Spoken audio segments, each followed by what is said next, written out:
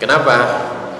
Di kalangan kita beberapa waktu yang lalu, mungkin takmir sini juga ada yang ikut rapat pertemuan yang diundang oleh Majelis Tabligh kalau nggak salah daerah.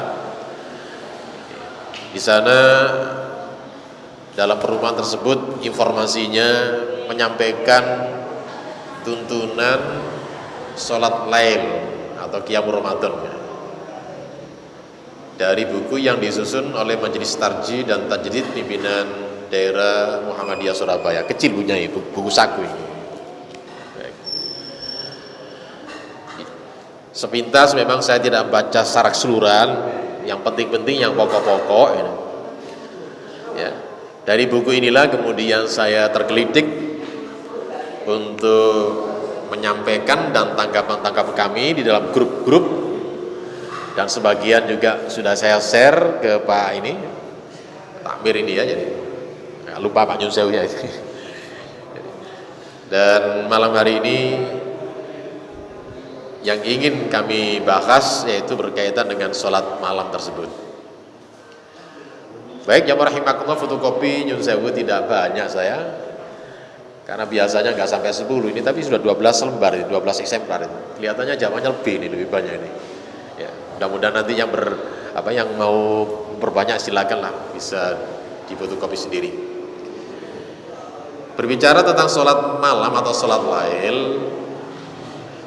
di dalam buku Himpunan Putusan Tarjih, yang tadi ibu ini yang terbaru lah, terbitan tergolong baru, disebutkan di dalam 2 kitab. Yang pertama disebutkan di dalam kitab Siyam, puasa.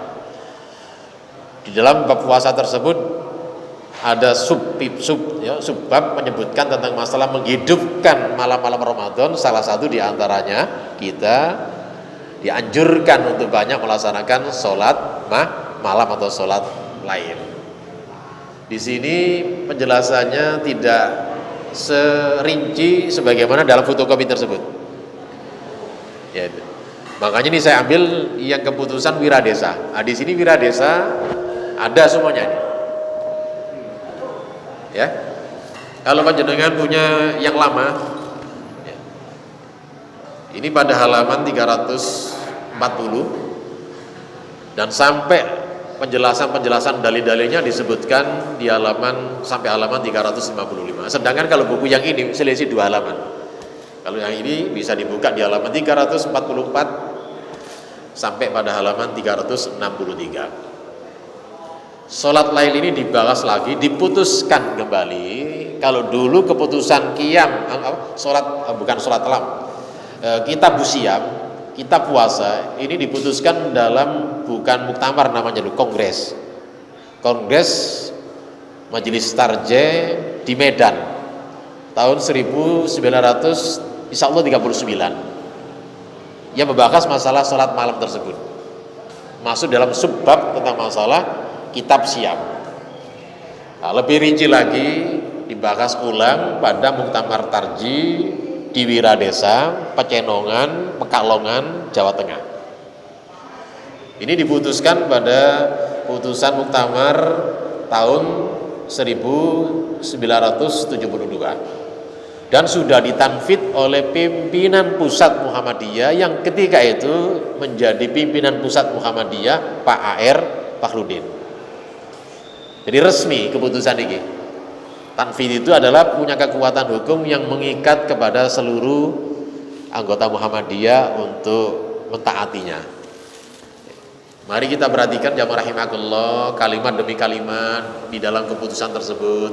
Ingatan niki. Kenapa kok langsung 8? Karena ini masuk di dalam bab sholat tatawuf. Nah, kemudian pasal 8 ini menyebutkan kaitannya dengan sholat malam atau sholat lail. Penjelasan di dalam buku ini, dalam catatan kakinya, sholat malam disebut sholat witir, ini juga sholat malam. Bisa juga dengan disebut sholat tahajud, ini juga termasuk sholat malam. Dan bisa juga disebut dengan qiyamul Ramadan, ini sholat juga sholat malam. Yang sering lazim disebut dengan sholat apa? Tarawih atau qiyamul Ramadan, qiyamul lail, itu semuanya sama. Ya, sholat malam semuanya. Mari kita perhatikan keputusannya, korornya, ketetapannya, kalimat demi kalimat. Diawali dengan aksir, ini fi'il amar, perintah, perbanyaklah min dari solati, yaitu solat al-lail, yaitu solat malam. Jamaah rahimakumullah, semua baik hadisnya ya, dalam ketetapan juga begitu, menggunakan al-lail di sini ditambah dengan alif lam ta'rif definitif, sudah sangat terang. Artinya semua malam, maksudnya malam tidak ada khusus bangun tidur, tidak ada. Bisa dilaksanakan mungkin sebelum tidur bisanya, atau mungkin bisanya sehabis tidur. Itu namanya al-lail semuanya. Apakah bisa disebut tahajud? Sama saja, al-lail juga. Apakah disebut dengan salat witir? Karena salat malam itu selalu diakhiri dengan witir, bilangannya ganjil. Itu juga salat al-lail semuanya. Waktunya ba'da an tusalliyal isya, setelah kalian habis sholat isya. Ini yang disebutnya dalam waktu atama itu, waktu yang awal, waktu yang orang-orang semuanya belum ada yang tidur, karena waktunya memang awal-awal itu ya. Banyak orang yang masih sedang melekan atau masih orang yang belum tidur itu. Sampai kapan? Ilatul fajar, sampai waktu munculnya fajar, yaitu waktu subuh. Kalau sudah subuh, waktu sholat malam sudah habis ya. Jadi panjang sekali waktu sholat malam.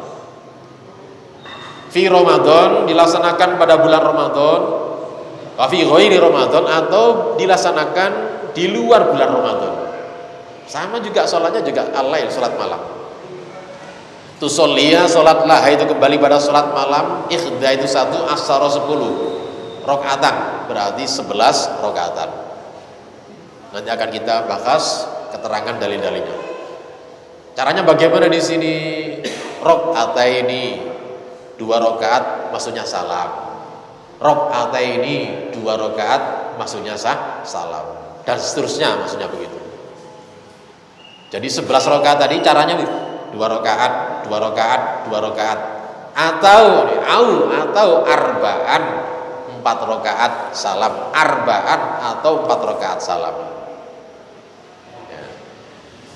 Ya, jadi itu. Nanti akan kita bahas insyaallah di belakang. Kita hormati jamaah rahimakumullah, ini keputusannya. Ini yang membuat Nyun Sewu ya, bukan orang 1, bukan orang 10, se-Indonesia kumpul bicarakan, memutuskan yang tinggi. Ya kita hormatilah. Insyaallah yang kumpul ini insyaallah orangnya Nyun Sewu ya, berkompeten. Ya orangnya alim-alim, ya para kiai, para ustadz-ustadz yang memang ahli di bidang masing-masing. Takra'u di sini diterangkan. Bacalah fi kulli rakaatin, dalam tiap-tiap rakaat dari salat minha, dari salat malam tersebut, Al-Fatihah, yaitu surah Al-Fatihah. Wa suratun minal Qur'an, dan surat dari Al-Qur'an. Kalimat belakang ini memberikan penegasan, mentakkid, negasi terhadap kalimat di depannya. Maksudnya habis Fatihah, habis amin, panjenengan enggak usah baca Fatihah lagi, maksudnya begitu. Walaupun kita yakin Fatihah itu surat Al-Qur'an. Tapi kenapa nggak baca Fatihah lagi? Karena contoh Rasul itu nggak begitu masalahnya. Apakah boleh? Nggak boleh. Nggak apa-apa baca boleh. Tapi nggak lazim.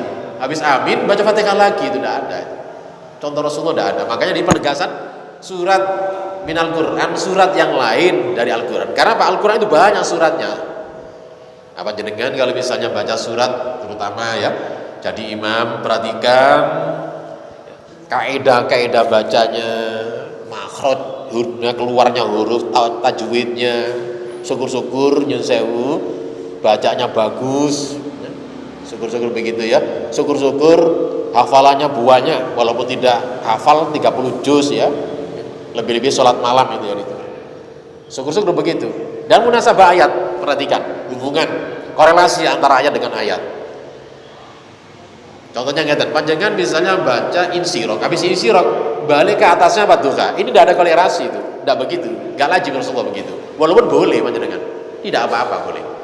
Mestinya Fatuha dulu, nanti nyambungnya al-insirok. Lebih-lebih Rasulullah yang lazim, yang pertama itu jumlah ayatnya lebih panjang, kemudian yang kedua agak lebih kurang dari yang pertama. Itu biasanya begitu Rasulullah. Ada lagi misalnya al-ma'un ya, munasabahnya dengan apa? Mungkin kalau sebenarnya juga bisa itu. didahului dengan apa? Tapi Al-Maun ini setelah Al-Maun Al-Kausar, ada munasabahnya. Lebih pendek Al-Kausar 3 ayat. Ini panjenengan perhatikan ngoten niku. Kalau panjenengan misalnya baca di awal surat, tentu di sini kita juga merujuk pada mushaf Al-Qur'an ya. Mushaf Al-Qur'an untuk selingan membedakan ayat satu dengan ayat kecuali hanya satu surat, yaitu surat Taubah atau surat Baroah. Ini diselingi dengan bacaan basmalah. Boleh basmalah panjenengan baca keras dan boleh dibaca dengan siriyah, terserah panjenengan. Sak sirih, yang penting kita punya alasan dan dalilnya, ngerti paham itu. Ya kata niku. Basmalah itu untuk seling-seling antara surat dengan surat yang lain. Tapi kalau panjenengan misalnya membaca di tengah-tengah surat, yang lazim di kalangan ulama-ulama tidak ada bacaan bismillah itu. Misalnya inna fi khalqis samawati, itu tidak usah diselingin habis amin, tidak usah pakai bismillah itu. Itu insyaallah begitu pendapat yang rajih, yang kuat. Langsung membaca surat. Jadi ngoten niku. Panjenengan nyuwun sewu, mungkin di sini ya hafalannya sedikit, tidak perlulah misalnya di sini pasang mushaf besar di sana, tidak usah itu. Kenapa? Menurut kami ini keluar daripada perbedaan, khuruj milal khilaf, lebih baik cari hafalan yang banyak. Pak, hafalannya cukup juz amma, bagus, juz amma sudah bagus itu untuk mengimami orang sholat tarawih itu. Tidak ada target misalnya 1 bulan ini hafal nanti misalnya khatam 1 Al-Quran. Tidak ada begitu. Kemudian dipaksakan dengan ada mushaf di dia depan, ditaruh di depan. Jamaah rahimakumullah, di kalangan ulama membaca mushaf itu menjadi khilafiyah. Ada yang mengatakan dimakruhkan, ada yang mengatakan dimubahkan, ada yang mengatakan tidak dibolehkan. Nah, supaya keluar dari perbedaan tadi itu, carilah imam yang banyak hafalannya. Beres sudah itu. Enak itu. Nyun sewu, zaman Rasulullah belum ada ditulis seperti buku, tidak ada. Manuskrip tulisan tangan tidak ada. Zaman Khalifah pertama belum ada, Abu Bakar belum sempat membukukan Al-Quran tercecer di mana-mana itu, di hafalan para sahabat, di catatan-catatan para sahabat, belum dikumpulkan. Zamannya Khalifah yang kedua siapa ya? Umar belum sempat juga, baru sempatnya pada waktu Khalifah ketiga yaitu Utsman punya isinya karena banyak usulan. Ini banyak para khufat meninggal dunia, banyak peperangan sudah banyak sering lakukan, dan catatan-catatannya cuma yang tercecer di mana-mana. Ada kekhawatiran, kemudian ada usulan-usulan, kemudian diterima ketika itu usulannya yang kuat dan menunjuk sekretarisnya, juru tulisnya itu Zaid bin Sabit, disuruh mengumpulkan Al-Quran dan mencatat dalam sebuah mushaf itu. Katanya Zaid, andai kata kalau Khalifah ini menyuruh kami memindahkan gunung itu saya lakukan lebih ringan daripada diperintahkan seperti ini. Berat bagi, tidak ringan itu tugas ini, tapi tetap dilaksanakan. Dicatatlah dengan bantuan dengan sahabat-sahabat lain, para khufat, para sahabat. Akhirnya terwujudlah 4 mushaf yang diberi judul Al-Imam. 1 dikirim ke Hijaz, 1 lagi dikirim ke Basrah, 1 lagi dikirim ke Syria atau Syam, 1 lagi menjadi pedoman di ibu kota Madinah, yaitu menjadi 4 mushaf. Itu baru ada mushaf zamannya Khalifah yang ketiga. Nah, di saat itulah jamaah rahimakumullah, Ibunda Aisyah, ini kaitannya dengan sholat malam, sholat tarawih, sholat Ramadan, menyuruh pembantunya namanya Dakwan, dan ini ada di Bukhari. Ketika itu Dakwan suruh jadi imam, hafalannya tidak begitu banyak. Nah, bawa ini Al-Quran mushaf dipegang. Inilah yang dipegangnya oleh mengatakan dibolehkan ini ngoten niku bawa mushaf. Dibolehkan itu alasan orang ulama yang bolehkan pegang mushaf itu. Tapi di kalangan Syafi'i membuka, misalnya bukanya kalau lebih daripada 3 kali ya, gerakan-gerakan ini bisa bersiku. Di fikih Syafi'i ya gerakan ini menjadi batal. Ngoten niku. Makanya sekali lagi dihindari saja. Tidak usah misalnya mentarget 1 bulan Ramadan nanti khatam Al-Quran kemudian dipasang mushaf di depannya. Ini menjadi khilafiyah. Bahkan di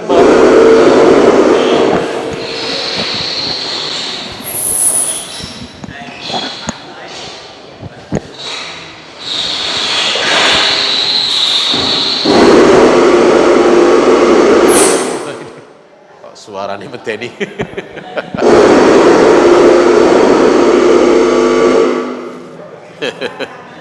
Baik.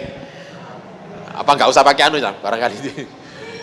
Kemudian jamaah rahimakumullah ya, di kalangan madhab Malik Malik nyun sewu, sholatnya Imam Malik bukan melihat tempat sujud, bukan totoan. Totoan itu di Syafi'iyah dan Muhammadiyah ada dasarnya juga, termasuk di dalam Nasrul Albani menggunakan hadis totoan, karena hadisnya toto, walaupun hadisnya ya soknya tapi hasan, bisa makbul, bisa diamalkan. Totoan itu melihat tempat sujud, totoan. Kalau Imam Malik tidak, apa dalilnya? Fawalli wajhaka syatrol masjidil haram, surah Al-Baqarah. Jadi kalau Imam Malik tidak ada sholatnya lihat tempat sujud, melihat depan sana sholatnya itu. Sehingga di kalangan Malik, kalau ada masjid, ada tulisan Al-Quran dibuat kaligrafi, itu dimakruhkan, jamaah rahimakumullah. Mengganggu konsentrasi sholat itu. Ngerti di Imam Malik. Maka sekali lagi persoalan-persoalan seperti ini dihindari. Tidak usahlah nyun sewu pakai ada mushaf di depan ngimami ketika kita sholat tarawih. Ya, tidak apa-apa lah. Juz amal sudah bagus. Pak, juz amal tidak hafal semuanya, tidak apa-apa. Nanti berkali ke kulon, tidak apa-apa. Kulon untuk akad tidak apa-apa, bagus. Baca 3 kali kulon khatam Al-Quran, pahalanya kan itu. Sudah 3 kali kulon untuk akad sama dengan pahalanya khatam Al-Quran dengan itu, kan? Karena Rasulullah mengatakan kulon akad itu nilai pahalanya seperti Al-Quran, bayangkan ini, pahalanya itu. Fadilahnya. Baik, sambut ya. Baik. Apa gandeng dengan mic double ini barangkali? Boten. Ada pengaruhnya. Jauh. Baik. Terima kasih. Jadi itu. Itulah jamaah rahimakumullah, cari imam yang bagus hafalannya juga. Ya. Dan faham cara ubudiyah Muhammadiyah, fikih Muhammadiyah paling tidak itu. Sehingga tidak menjadikan persoalan sholat bagi makmum itu.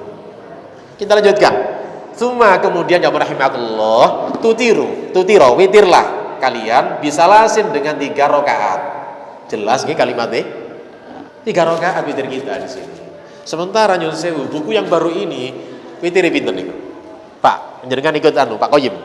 Witir pinten di sini? Nggih, sini. 1 rakaat kan? Lah, padahal putusan kita tidak 1. Masuk sohi 1 rakaat. Wah, nanti kita bahas aja. Oh, ngoten baik. Kita lihat. Kita baca ini. Kalimatnya jelas ya rahimakumullah ini. Kita hormati lah nyun sewu ini, ulama kita berurus payah buat tuntunan seperti ini. Kajiannya enggak serampangan lah itu. Kaji betul-betul. Saya ulang lagi, semua tutiro, semua kemudian witirlah kalian bisa lasin dengan 3 rakaat. Dirinci di sini witir 3 rakaat bagaimana? Takra'u, bacalah fil ula di rakaat pertama ba'dal Fatihah, setelah Fatihah suratul A'la. Saya merinci. Lu Pak boleh baca lain? Boleh, silakan, mubah. Enggak dilarang. Tapi kalau ada contoh lebih utama ngikuti contoh ngoten lho. Jadi panjenengan boleh baca surat lain witir itu.